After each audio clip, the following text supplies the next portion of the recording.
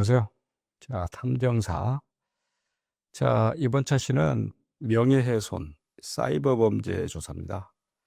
특히 이제 명예훼손 같은 경우는 여러분들 잘 알겠지만, 인터넷상에, 대부분 인터넷상에서 이루어지고, 사이버 범죄야말로 요즘 이제 IT 기술이 굉장히 범람하다 보니까 이런 문제가 많이 생기죠.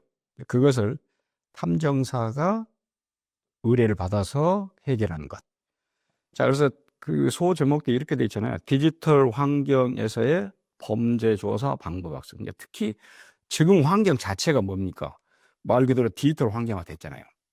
지금 우리 주변이 다 그렇게 됐기 때문에 그 디지털 환경 하에서 이루어지고 있는 명예훼손, 사이버 범죄. 역시 그래서 온라인 명예훼손 사건의 체계적 조사. 여러분 가끔 그런 경우 있잖아요. 특히 연예인들의 어떤 그네들이 하고 있는 일이랄지 혹은 또 안티 팬들이 댓글을 달아서 연예인들을 괴롭히잖아요. 이거야말로 사이버 범죄입니다. 그래서 어떤 연예인들은 견디지 못하고 극단적인 선택을 하는 경우도 있어요. 실제 그렇게 많이 보잖아요. 이건 IT 기술이 발달했다, 디지털 환경이 조성됐다 라는 것에 아주 대표적인 역기능입니다. 이것도 역시 탐정사가 어떤 의뢰를 받아서 또 이네들을 찾아내는 것이죠. 범죄입니다, 범죄. 자, 보겠습니다. 온라인 명예훼손 사건의 체계적 조사. 지금 환경 자체가 디지털 환경화, 온라인화 되어 있기 때문에 이제 피해 내용 상세 확인. 굉장히 이제 이 사이버상에, 온라인상에 이런 명예훼손이랄지 범죄는 찾기가 쉽지 않아요. 근데 그 내용이 어떤 내용인가? 허위 사실을 적시했다. 어떻게? 비방 목적으로. 공연성은 말 그대로 일부러 그런 뜻입니다. 근데 일부러 비방 목적으로 허위 사실을 적시했다. 범죄입니다, 이거. 근데 그것도 이제 동조를 해서, 예컨대 라이벌 어떤 팬이 있다 그럽시다. A라는 연예인과 B라는 연예인 라이벌이야. 그럼 A라는 연예인의 팬, B라는 연예인의 팬이 있을 거 아니야. 그 팬덤들이 충돌해가지고 일부러 상대 라이벌 연예인을 비방을 목적으로 허위 사실을 적시했다. 범죄입니다. 이걸 찾아야 되는 것이에요. 게시물이나 댓글 원본을 증거로 해서 증거를 확보해야 되겠죠? URL, 게시 시간, 작성자 아이디 포함 캡처 빨리빨리 해야 되겠죠. 물론 이제 어떤 사람들은 거기에 댓글을 작성했는데 금방 또 삭제하고 나오고. 그런데 요즘은 하기 전에 누군가 캡처해 놓습니다. 아주 즉각적으로. 그러면 증거를 확보해야 되겠죠. 플랫폼 확인. 발생 매체별 특성과 증거 수집을 어떻게 할 것인가? 라는 방법들. 피해 발생 시점 및 지속 여부, 최초 발생과 확산 경로. 자, 이런 온라인 명예훼손, 특히 이 사이버 범죄는 최초 발생하고 나서 순간적으로 확산됩니다. 아주 우리가 잘 쓴 말로 빛의 속도로.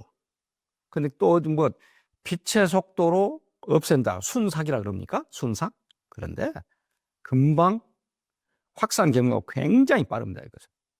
아주 이건 우리가 말하는 바이러스가 창궐한 것보다 더 빨라, 이게. 이걸 찾아내야 되겠죠. 지금 환경 자체가 그러니까. 대부분 어떻게 합니까? 익명성, 가명. 자기 이름 아니야. 근데 또 역시 그래도 또 찾아내죠.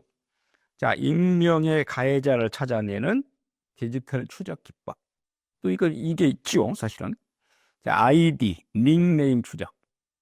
최근에 보세요, 여러분들. 최근에 유명 인사의 아들이 그런 SNS에 올렸던 그 글을 결국은 그 닉네임을 바꿨다 해도 찾아내서 결국은 우리 소위 말하는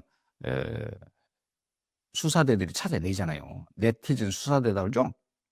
동일 아이디의 다른 플랫폼 활동 역추적을 통해 가해자의 온라인 활동 패턴을 분석한다. 그렇게 하죠. 특히 IP 주소 등 디지털 흔적을 분석한다. 공개 정보를 활용한 가원자 추적으로 가해자 위치 및 접속 정보를 파악한다. 그러니까 물론 이제 이 IP 주소 혹은 서버를 외국에다 뒀다라고 했을 때는 조금 어렵긴 합니다만은 요즘은 국제 공조를 합니다. 어렵지도 않아요. 찾아낼 수 있는 디지털 추적 기법이 있기 때문에 또 그것을 탐정사가 전문가 영역처럼 알아야 되겠죠.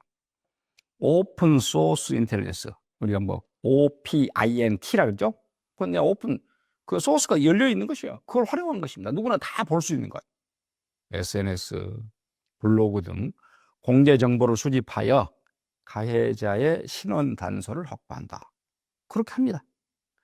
동일 IP, 닉네임의 다른 활동 확인. 방금 제가 말했잖아요. 닉네임을 바꿨다든지, IP는 같아. 근데 닉네임을 이제 이쪽에서는 이렇게, 저쪽엔 이렇게, 저렇게. 그리고 합니다. 다 또 찾아냅니다. 패턴 분석을 통한 신원 단서를 찾아 익명 가해자의 실체에 접근하고. 근데 이런 것들이 아무리 여러분들 익명으로 한다 손 치더라도 가해자를 찾아내는 디지털 추적 기법이 있기 때문에 금방 발각됩니다. 그렇게 생각하면 돼요. 다양한 사이버 범죄 유형별 대응 전략. 자, 범죄 유형 및 피해 상황을 파악한다. 그러니까 그러니 이제 방법들, 그 뭐 해킹의 방법들은 뭐 피싱이냐, 스미싱이냐, 해킹이냐, 랜섬웨어냐, 다들 이건 범죄입니다. 그러니까 말대로 이 사이버 범죄의 어떤 내용들입니다. 원본 증거를 확보한다. URL, IP 주소, 스크린샷, 대화 내역, 금융거래 내역, 특히 이제 보이스피싱이랄지 이런 또 금융사기들, 맞죠? 그런 금융거래 내역까지 원본 증거를 확보해서 할 수 있는 방법. 가해자 특정 및 디지털 흔적 추적, 도메인 정보, 이메일 추적.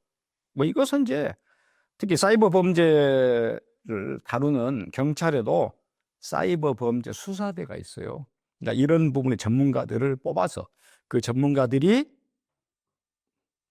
도메인 정보랄지 이메일 추적해서 그 가해자, 범죄자 찾아냅니다. 경찰 신고 여부, 수사 진행 상황과 연계 조사 방안. 그러니까 이런 내용들을 이 다양한 사이버 범죄 유형 이런 것들을 탐정사가 의뢰를 받아서 이런 찾아내는 거 내용 아닙니까? 그러니까 그러기 위해서는 탐정사가 이런 다양한 사이버 범죄를 저지르는 그런 내용들을 다 알아야 되겠죠. 어떤 맥락에서는 이 디지털 범죄들의 전체 전문가가 돼야 된다라는 것이죠. 사이버 피해의 정량적 평가와 대응 방향. 사이버 피해가 얼마나 많냐. 게시물 조회수, 공유 횟수, 댓글 수 확인. 자, 어떤 이제 사이버 가해를 했잖아요. 테러를 했잖아요. 사이버 범죄를 했잖아요. 그러면 거의 순간 확산돼서 게시물이 얼마나 많냐. 그게 따로 댓글들을 할지. 또는 공유, 좋아요. 또 눌러서 공유를 얼마나 했냐. 댓글 수가 얼마나 많냐. 이런 것들이 많을수록 어쩝니까? 정양이라는 건 양적으로 많다는 건 그만큼 피해를 봤다는 거 아닙니까? 그렇고 대응해야 되겠죠. 온라인 모니터링, 유사 내용의 다른 플랫폼 확산 여부, 또 다른 플랫폼을 어떻게 갖는가 찾아내야겠죠. 그렇게 해서 과연 얼마나 피해액이 나왔을까? 그것은 이제 뭐 정신적, 물질적 피해를 찾아야 되죠. 금전적 피해 및 무형 유형의 구체성. 이게 금전적 피해는 어떤 물질적인 것이고, 무형의 피해라는 건 정신적이고, 그 동시에 피해액을 산정해야 되겠죠. 그러니까 정신적인 피해에 대한 위자료 청구, 물질적 피해에 대한 물적 청구 필요하겠죠. 2차 피해 방지, 추가 확산 차단을 위한 대응 방안도 찾아야 된다. 그러니까 이 사이버 피해의 정량적, 얼마나 양이 많냐, 댓글 수가 많냐, 또 얼마나 구독했냐, 얼마나 조회했냐 찾아내야겠죠. 자, 대표적으로 또 여러분들 디지털 성범죄, 우리가 뭐 박사방이라 그랬습니까? 요즘은 이제 이 디지털 성범죄에 대해서는 굉장히 사회적인 그 합의가 굉장히 과하게 많게끔. 그래서 실제 이제 디지털 성범죄를 저지른 사람들의 그 재판의 형량들 보면은 30몇 년도 나오고 그래요. 그렇게 해야 됩니다. 자, 디지털 성범죄 대응을 위한 전문 조사 기법, 유포 경로 및 확산 추적.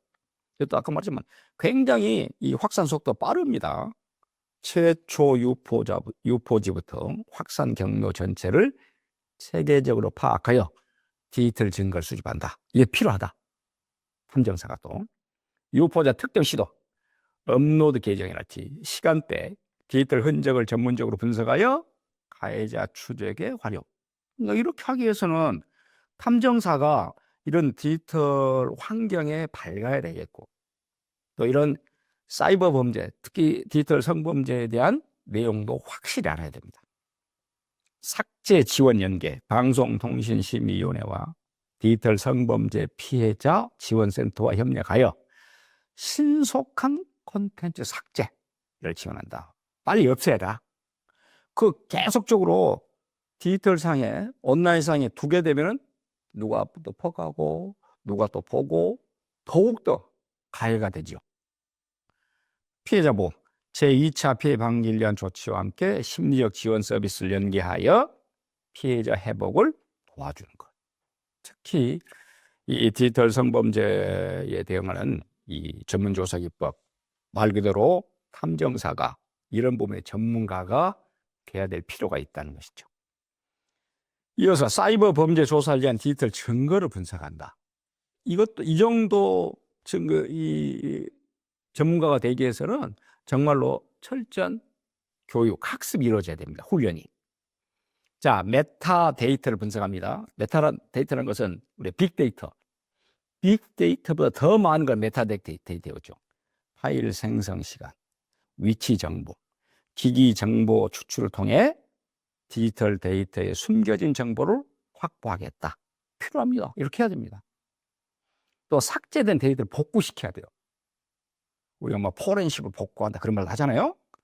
전문 도구를 활용한 증거 복원 과정으로 삭제되었다라고 생각된 중요 정보를 되살린다. 그러니까 삭제되었다 소리를 치더라도 그 기본적인 거 하드웨어 있을 거 아닙니까?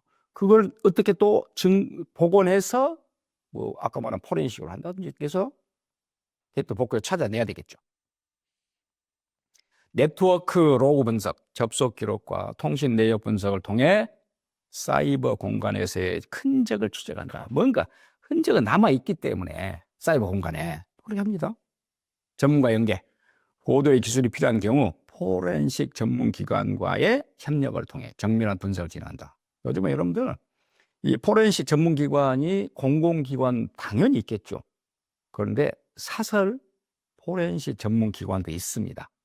물론 이제 일정 수고료 비용을 지불하고 합니다만은 그런 정말로 이런 전문가들, 고도의 기술이 필요한 경우는 이런 포렌식 전문기관과 협력을 할 필요가 있다라는 내용. 특히 사이버 범죄 조사라는 것이 그렇게 증거 분석을 하는 것이 쉽지 않습니다. 또 앞서 말했지만은 이 삭제된 부분의 복구라는 것이 어려워요. 그런 것을 복구해서 내용을 다 추출해내는 것입니다. 자, 그러나 이 탐정사가 이런 사이버 범죄를 조사한다라고 손치더라도 반드시 어떻게 해야 된다? 법적 준수. 사이버 범죄 수사 시, 조사 시 준수해야 할 법적 경계. 분명히 있습니다. 첫째, 법적 한계인식.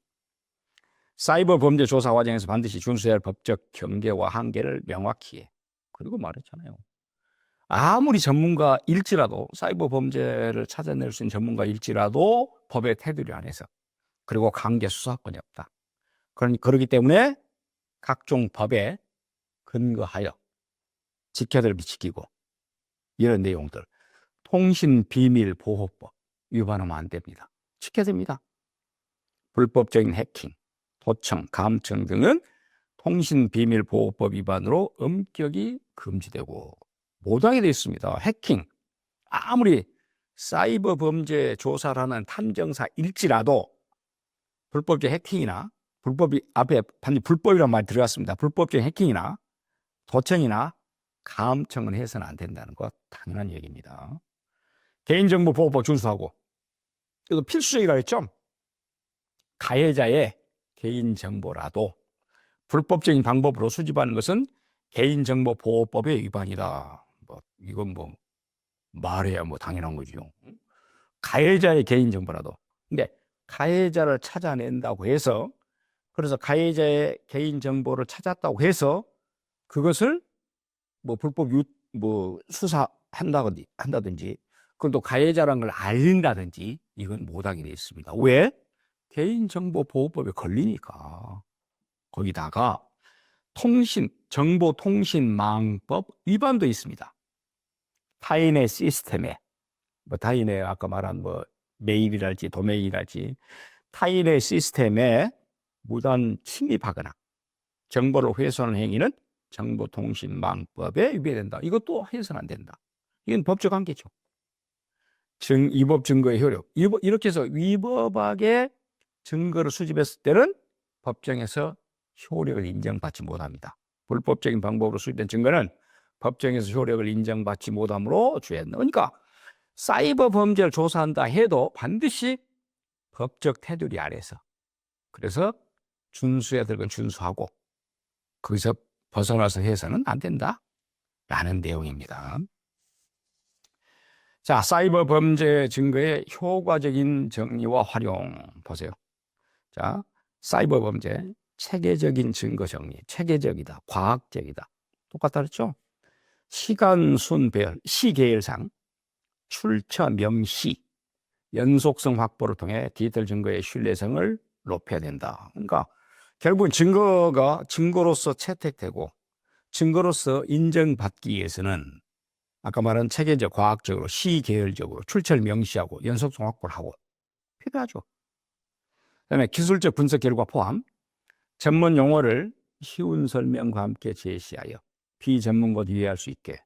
자, 원래 여러분들 이제 사이버 범죄 같은 경우는 대부분 용어들 자체가 영어로 되어 있고 우리가 접하는 것보다는 다른 상당히 생경한 용어들이 많습니다. 그런 용어를 쉽게 풀어주라. 그래야지 비전문가도 이해할 수 있다. 필요하죠. 전문 용어를 쉬운 설명과 함께 제시하여 비전문가도 이해할 수 있게. 그렇습니다. 법적 대응 방안 제시. 그럼 이렇게 해서 이제 사이버 범죄의 증거를 찾았으면 거기에 따라서 고소를 직접 합니다. 손해배상, 민사적으로, 돈으로, 또 삭제 요청 등 다양한 법적 옵션을 상황에 맞게 제시한다. 그렇습니다. 그리고 후속 조치는 지원한다. 수사기관 제출, 변호사 연계 등 증거 활용을 위한 실질적인 지원을 제공한다. 필요하죠. 사이버 범죄 증가에서 이렇게 가야 되는 그런 부분들입니다, 지금. 자, 진화하는 사이버 위협에 대한 대응 역량 강화. 무슨 말이냐면은 여러분들 요즘에 그 기술은 하루가 다르게 아주 빛의 속도로 진화하죠. 그러니까 과거에 그런 말 하죠. 이렇게 기는 수사에 나는 범죄. 그러니까 이렇게 해서 수사해서 법을 만들어놨는데 그 법을 뛰어넘은 또 새로운 범죄가 나온다는 것입니다. 그 진화합니다. 특히 이 사이버 범죄는 거기에 대응 역량을 어떻게 할 것이냐. 신종 사이버 범죄 등 AI 딥페이크 이게 굉장히 요즘 문제죠.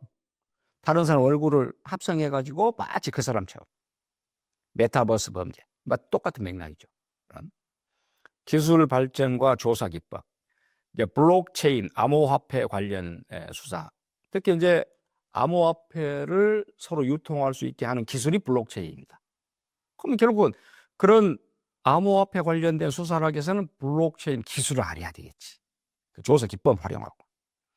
국제 공조의 중요성, 국경을 초월한 사이버 범죄 대응. 요즘은 이 사이버 범죄는 어떤 한 나라에 국한되지 않습니다. 국경이 없습니다. 그러다 보니까 당연히 국제 공조가 필요하겠죠. 지속적 역량 개발, 최신 기술 습득과 전문성 강화. 아까 제가 말했잖아요. 날로 진화하는, 날로 발전되는 이런 기술 필요합니다. 또 거기에 따른 전문성. 그러니까 탐정사가 명예훼손, 특히 이제 사이버 범죄에 관계된 조사를 의뢰받았을 때는 그에 걸맞는 전문적인 기술이 필요하다. 당연한 얘기입니다. 자, 그래서 우리 이번 차시에는 명예훼손, 사이버 범죄, 특히 디지털 환경에서의 사이버 범죄를 탐정사가 의뢰받았을 때는 어떻게 할 것이냐? 라는 내용을 가지고 살펴봤습니다. 감사합니다.